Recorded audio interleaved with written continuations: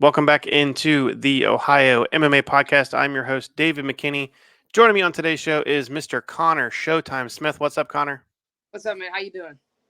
I'm doing great. Thanks for joining me. I know I've been wanting to get you on the show for a little while now. You've been making some waves in the amateur ranks, man.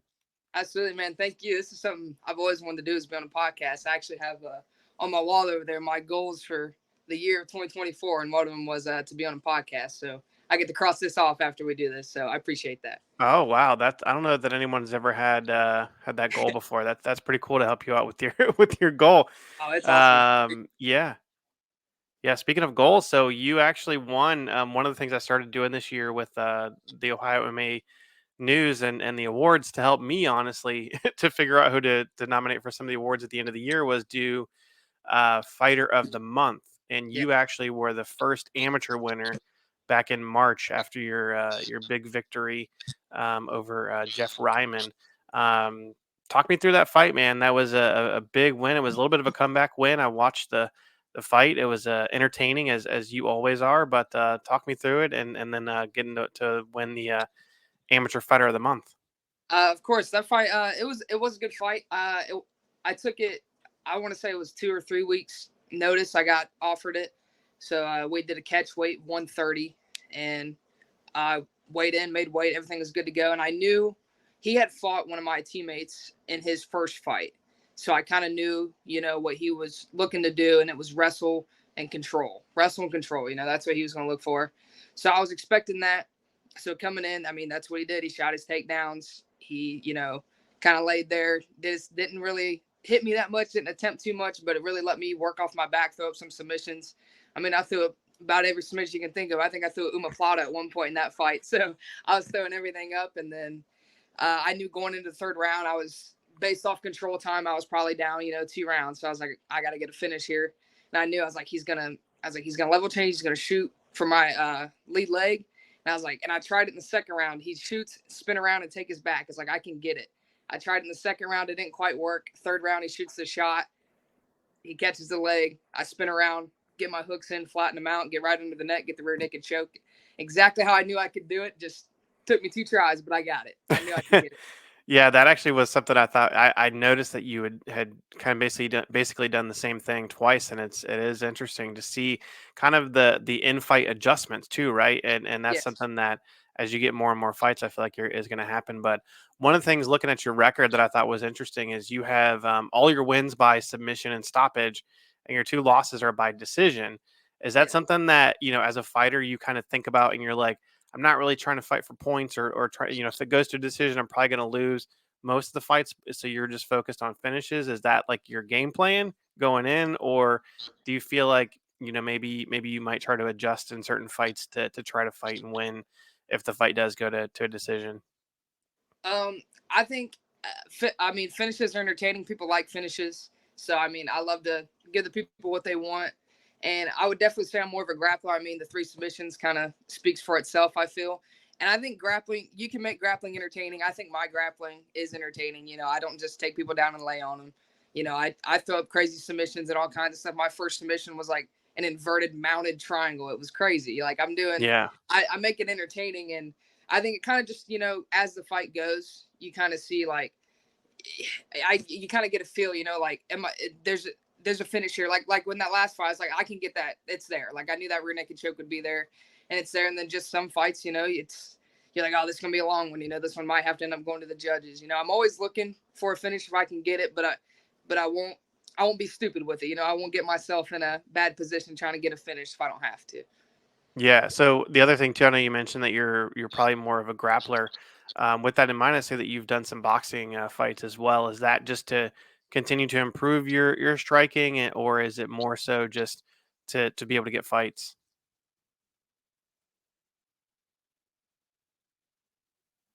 I just there we go. My fault. I just wanted to really get work in, especially my first year fighting. Coming up, it was, I was a rookie really coming in. I wanted to get as much action as I could. I took boxing matches anywhere from, I fought guys 130 pounds to guys 160 pounds just to get work in. So to do that was it would really helped with my striking, but really helped get that experience of being in the ring and competition, and just getting the feel for it. So once it became this year was really the year to step it up and do big things. Gotcha. Yeah. The other thing, you're only 19 years old, which I didn't realize that you were only 19 when we started chatting. But man, you've already got you made your debut in 2022, the end of 2022. You lost your first fight, but you've already got 5 fights in before you're even 20, which is a pretty good pace. 5 fights in like a year and a half ish or so. Is that kind of where you want to stay in terms of MMA? Is staying that active, or you feel like once you get, a handful of fights under your belt that you might start to pick Like and choose a little bit.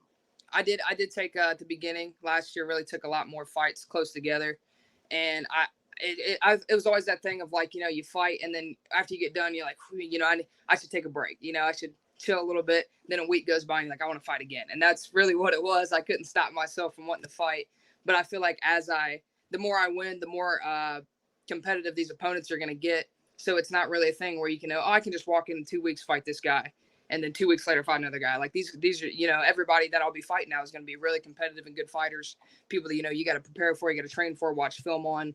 So like I don't think there's really an option to be as active anymore, which is I'm okay with.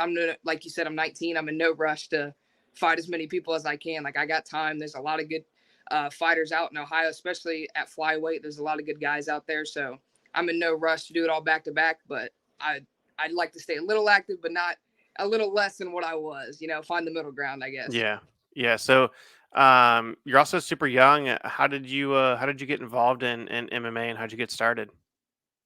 I back my sophomore year of high school, I did a little bit of grappling, kind of in and out, and then I really thought about it. I played football in high school, and I didn't get any bigger. Everybody else got bigger, and I was like, well, there's nothing in this. So I was like, what? I was like, there's something I want to do. I was like, I want to compete. I want to do something. And I was a fan of MMA. I always watched. I love watching the UFC. I'm a big UFC nerd now, even till today. So I was like, I need something to do, and I did grappling a little bit. I was like, I really want to. I said, I want to fight. And I need, I really want to get into fighting. Like I want to take it seriously and go into it. And I found um, Johnny and Chelsea at Smile Back, and the rest is history from there. So Yeah, that's awesome. That's a gym. I know they've been around for a long, long time, and now started to get into the promotion side of it. You're actually returning to the cage June 15th at Ego Fight Series 3. Do you have an opponent yet? I don't think it's been announced yet or anything like that. Do you know who you're fighting or? so we thought we had one, but he's not able to do it anymore. We have sent another offer out, and we're just waiting on a response, really. So I don't really want to throw names out in case for some reason they can't, accept or whatever, and people, Yeah. how it is. So No, fair enough. we're looking, we're looking. We think we got one. He's just got to say yes, and if so, it's a pretty big fight. So Okay. Yeah. So the other thing you mentioned, a lot of guys in Ohio and around in the area, and that's actually something I noticed too, because I feel like for the longest time, flyweight was a division where there's like a couple of guys and there's not really a lot. But it seems like both pro and amateur. I actually just had Asher Frederick on yeah. last week on the podcast, and it just looks like there's so many flyweights. Is that something that you look at, and do you look at like guys that you might be interested? You don't have to call anybody out or anything, but do you look at like, man, like I see that guy's like ranked third, I'd like to fight him, or is there anything? Do you do stuff like that? And just I know you clearly notice that there's a lot of flyweights, but kind of doing that fantasy matchmaking, or maybe start to call some people out. Yeah, I'm actually like, I think it's funny, like besides fighting around in Ohio and everything, I'm a big fan of it. I keep up with all the guys. I'm on Tapology a lot, seeing the rankings, seeing, oh, this guy's fighting this day, and then I kind of wait and see what happens with the results. I follow all the pages on social media to see who wins and loses. I'm really into it. I'm a fan of it as well. So being a part of it and watching it is a big deal for me. So like when my coach offered me, this fight coming up, like, hey, we offered to, this guy, we got to get him to accept it first. And I was like, oh, I know who that is. He's this guy. He's ranked this. Like, I already knew, who he was. So I do like to keep up with everything around me. I think it's good to do so you don't go in blind wondering what's going on and everything. Yeah, and I know the other thing I always look at too is like kind of the area that you're in, kind of that like northwest, north central Ohio. I know you're from Piqua, Yeah. and training at Fightopia or Smileback, but do you look at kind of the fighters in your area? I know that there's always been so many fighters from that area, so many good gyms, Demolition, of course, Fightopia. A bunch of great gyms in that area. Do you kind of and it is interesting, like a lot of the cards up there, filled, of course, with the, with the same Yeah. gyms. I think Garcia has a gym, and Yes. do you in most of your fights have been in that area? Have you thought about maybe like even trying to get out of your area, maybe taking a different challenge in a different area? Absolutely. After this fight, I want to get this Hobart fight, this ego fight, and then I really want to branch out more. Like I'm a big fan of what Cage Thunder's doing. I would love to, and they got some good flyweights over there. They've been putting on good fights, and I would love to kind of test the waters over there, see what it's like over there. There's OCL, there's all these, other promotions that I'd love to branch out to a little more, and really find some good competition, some good fights. I feel like I probably know it from watching your fights, but how'd you get the nickname Showtime? Well, originally when I first started, I was the kid, is what we called it, because I was supposed to fight on OCL 21 was supposed to be my debut, and the fight poster got posted or whatever, and everybody thought I looked so young in the post, and they're all like, "Oh, what is this kid's MMA?" And they're almost like making fun of it. So I ran with it. I was like, "All right, I'm the kid. I'll be the kid," and I kind of ran with that. But the more I fought, the more my personality came out, and the more I really embraced the lights and everybody. I love it. I love all the attention on me. So that's kind of where Showtime came from. Because when it's time to show out, I'm ready to go. That OCL 21 show, man, you just brought up some crazy memories. It was an outdoor show Yeah. and was supposed to be at what's it called? Land of Illusion. Yeah, Yes. Land of Yeah. Illusions, and it was going to be under a tent. I actually wasn't there, but I heard the stories, and Yeah. because I do commentary for OCL, and that happened to be the one event that I wasn't able to do. And I'm like, man, the story, the crazy stories from Yeah. the event ended up being canceled, which is crazy. Yeah, that the outdoor shows, man, seem like they're always cursed. I haven't seen one in Ohio in a while, which is probably smart. They always make me nervous every time I see them. I'm like, it's gonna rain. I know it's gonna rain. Like it happens every time. I swear. Yeah, there were so many fights on that card too. Like a bunch of Mhm. guys were supposed to make their debut, and I was actually just looking at that earlier because I was looking at your canceled fight, and I'm like, man, they're like all these fighters have gone on to like not everyone, but a lot of them have gone on to like Yeah. be pretty good and have like good early careers. At least that was almost 2 years ago now, but Yeah. yeah, it is interesting looking at that, and you're like, man, that would have been a fun card It would to. have been it would have been a banger of a card for sure. Yeah, so much like young talent of guys, like people, guys and girls, just getting in there. Yeah. Um, so I know you're fighting at Ego Fight Series 3. Like do you feel like you're going to have a long amateur career? You're already 5 fights in. I think in Ohio the minimum is 8 still, I think. Do you feel like you're going to be a guy who does 10, 15 amateur fights before you even think about going pro, or are you one who wants to like get your 8 and then turn pro? I would say definitely more of a longer amateur career. Like I'm 5 fights in, but I'm nowhere where I want to be a pro. I see a lot of guys they do 8 fights and go, and I get it, but I feel like being so young, I got all this time in the world to develop, get everything like fix all the holes in my game, get tune up everything before I go pro. Like I don't want to do it too soon and then screw up my pro career, my record, and everything. Why not just I'm young, have good fights in the amateurs, really work on everything I need to work on, and then when I'm ready, then go pro after that. Yeah, so with that in mind, is like our title something that you feel like you're gonna start to try to go after sooner rather than later? Yeah. Like I said, with this fight at Hobart, if we can get who we want, we should be able to put a title on that, and then from then on, I think a lot of my fights should end up being for titles. So Yeah, and unfortunately, I feel like we got to sync our schedules up because this your last show I was wanting to go to, and I was on vacation. This event, I'm actually gonna be on vacation too. So oh, either A, I take too many vacations, or but yeah, it's a great card, and I love the Ego Fight series, and the first 2 shows were great, but I know it looks like it's going to be a pro-am, which with your coach Chelsea Connor on the in the main event. I know Matt Comer is going to be on there. Yep. Is that something that you like being fighting on like a big card? I know it's going to be at a pretty cool arena, Hobart Arena in Troy.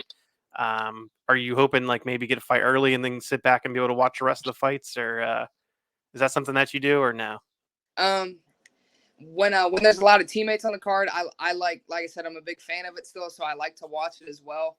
But with this fight, if it can go how we think it's gonna go with the matchups and everything, I should be the main event of the amateur side of the card, and then little intermission, then I get to watch the pros. So and I like being on cards with pros because there's more eyes, more people to see me and watch me fight, which I'm a big fan of. Get me out there more. So I really enjoy being on shows with pros. I was on a show with Chelsea and Dylan Budka, guys like Jeremy Balboa and stuff like that as well. I fought Renegade. Just Quentin Richards made his debut, and Todd Box as well. So I've been on a few cards that's been a pro-am show. So this will be another one to do, and I think it'll be a good show, and I'll get a lot of good eyes on me. So Yeah, that was a great card too. Quentin, as you mentioned, Xander White and JD McNett. That was a fun fight. yes, For that was a title fight, I think, too, right? yes, it was. Yeah. Um, but yeah, do you do any like cross training or anything in the? I know that it seems like a lot of the gyms you guys actually fight each other a lot, which is interesting. But do you do any like training at any other gyms or travel outside of your area to train? I haven't traveled as much. We've had some people come to us, a couple of demolition guys. I've worked with Dylan Budka, David Music, and then even the girls, Faith Nichols and Sydney Leith. I've worked with them as well from demolition. I've worked with Jade Sheely, a couple of people from different gyms. I haven't really gone myself just because our gym schedule is so busy. But we do get some visitors every now and then that come and work with us, and that's pretty fun to get new looks than the people that I'm used to. Yeah. What do you do outside of fighting? Do you have a day job that you do?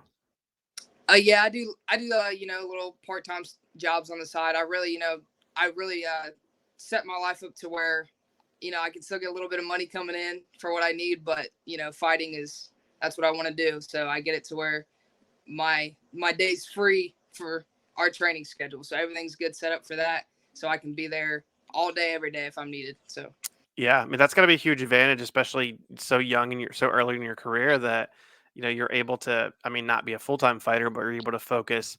I mean, because you always hear that people, especially at the amateur ranks, you're like, I'm working, a hard job all day, or I'm working 9 to 5, and then getting off and then going and training. You seem to have the ability to have a little bit more. The training and fighting is the number one priority, which is I feel like you got to feel like as a huge advantage for especially a lot of the guys that you're fighting as amateurs who don't necessarily have that capability. oh yeah, absolutely. I feel it's a luxury that I take full advantage of. Like you said, I know some people they just can't, and that's just how life is. So I have the opportunity to make it to where fighting, that's what I do. So I'm taking full advantage of it and really making the most out of it. Yeah, that's awesome. I mean, feel like if you want to go in and again, I talked to Max Metzger the other week, and he's like, I knew if I was going to do this, I'm going to go all in. And he, you saw he went from 0-0 to 7-0 as an Yeah, amateur within 2 years after he had a wrestling background, but yeah, um, you know signed with Bellator before his pro debut, and he's like, I'm 100% in. If I'm going to do this, I'm going to do it right. And those are the fighters that seem to be more successful in the sport. And it is interesting to see that you kind of see that early in your career of like how important it is to be able to prioritize the training and fighting aspect of it. yeah. So I know it's always interesting because I feel like I catch people off guard with this question sometimes, but you you mentioned your goals, and you have your goals written down, which I know we got one of them crossed off being on a podcast. But what if we chat again? We're almost halfway through the year. We chat again say this time next year. What are we going to be saying about this last year was? Here's what's going to be a recap, and what are you visualizing in your mind? I see a lot more wins, a lot of main events, and a lot of titles in my future. And hopefully, if we talk again, I'll also be another winner of another one of your awards. Would be pretty cool as well. So Yeah, those awards, man. It always is interesting to me. Like, I put out the awards, and I'm like, because I try to watch every fight that's in Ohio, and I'm like, I put stuff on there that I think is worthy, and then whoever, a lot of times it's whoever has the best fan base, Yeah. and and I mean, you clearly have a pretty good fan base, and of course, Chelsea, I'm sure is helping you out a little bit too, because you guys were Yeah. nominated. I didn't even realize that until after, and then I'm like, oh yeah, they're from the same team, duh. Like, but I mean, definitely people were clearly voting for you as well. I think you actually had a bigger percentage than what she did as a from the pro, but yeah, that's the name of the game, man. Get the fan base and get the people supporting you early on, and then you start to see it starts to snowball. Absolutely. Yeah, I think that's big. You got to be. I think being entertaining is.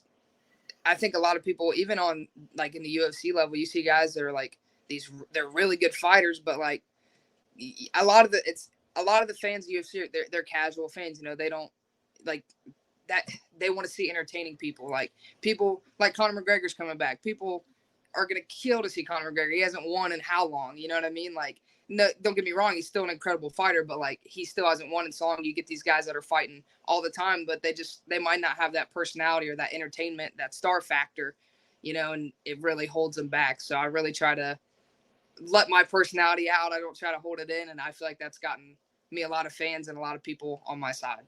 Yeah, where do you think that comes from? Are you just kind of naturally that way?